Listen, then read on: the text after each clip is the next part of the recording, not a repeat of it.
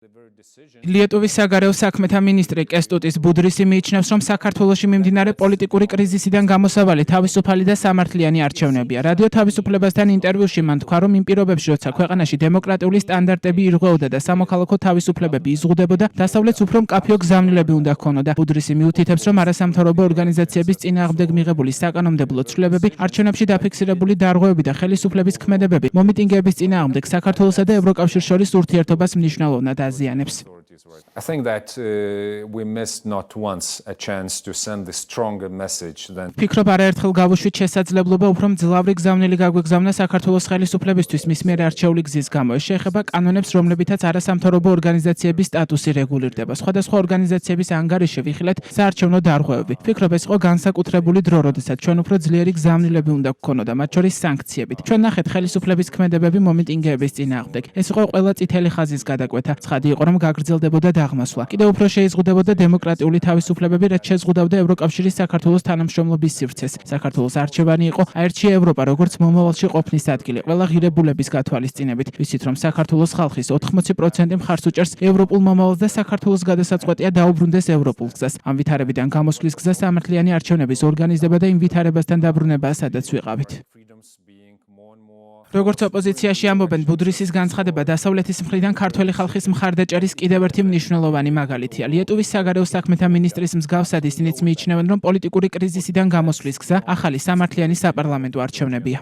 Lietuvas საგარეო საქმეთა მინისტრმა კიდევ ერთხელ დაადასტურა ის ერთადერთი გზა, რომელიც საქართველოს უნდა გაიაროს იმისთვის, რომ ამ კრიზისიდან გამოვიდეს. ეს გზა გადის ახალ საპარლამენტო არჩევნებამდე, იმიტომ რომ პოლიტიკური კრიზისია გამოწვეული გაყალბებული არჩევნებით და მიუთითა, რომ საქართველოს გადასაწყვეტია და დღევანდელი ეგრეთ წოდებული ხელისუფლების გადასაწყვეტია რანაბიჯების გადადგამს.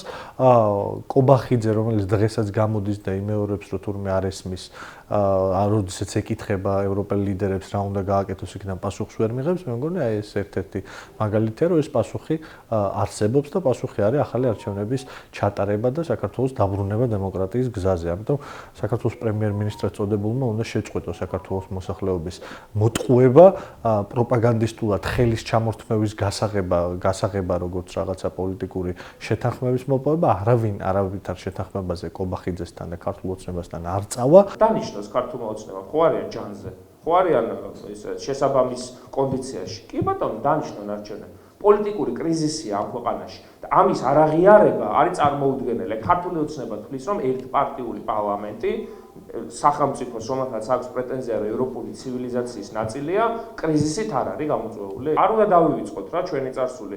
ჩვენ ლიეტუველები და უკრაინელები ვიყავით სამი მთავარი სახელმწიფო, რომელმაც ფაქტობრივად დაშალა საბჭოთა კავშირი.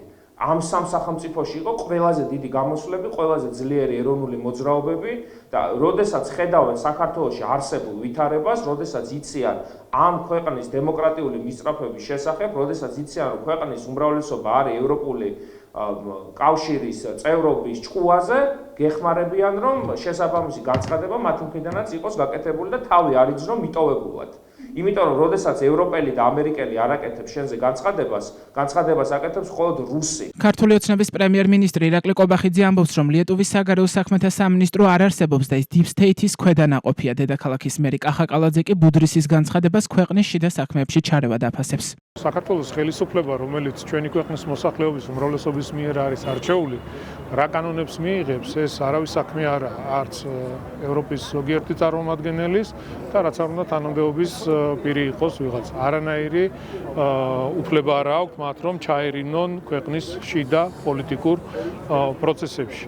ჩვენ არსად არაფერი არ გადაგვიხვევია, ჩვენ ვიცავთ ჩვენს ქვეყანას, ვიცავთ საკუთარ ინტერესს და ჩვენი ქვეყნის მომავალს. ეს არის ჩვენი დამოკიდებულება, ეს არის ჩვენი პოლიტიკა. Lietuvas საგარეო საქმეთა სამინისტრო არ არსებობს. არის Deep State-ის ჩვეულებრივი ქვედანაყოფი, იმდენად აქვს დაკარგული Lietuvas თავისი სუვერენიტეტი, რომ არავითარი დამოუკიდებელი ფასი არ აქვს ბუნებრივია საგარეო საქმეთა სამინისტროს არავითარ განცხადებას. ეს არის ჩვეულებრივი Deep State-ის ქვედანაყოფი, უცხოური აგენტურის მორიგი წარმომადგენლობა. აქედან გამომდინარე ფასი არ აქვს ამ ყველაფერს, თუმცა შემიძლია გითხრათ, რომ Lietuvas ხელისუფლება ვერ შეაყენებს ტრადიციულ მეგობრობას ქართულ და ლიტველ ხალხებს შორის.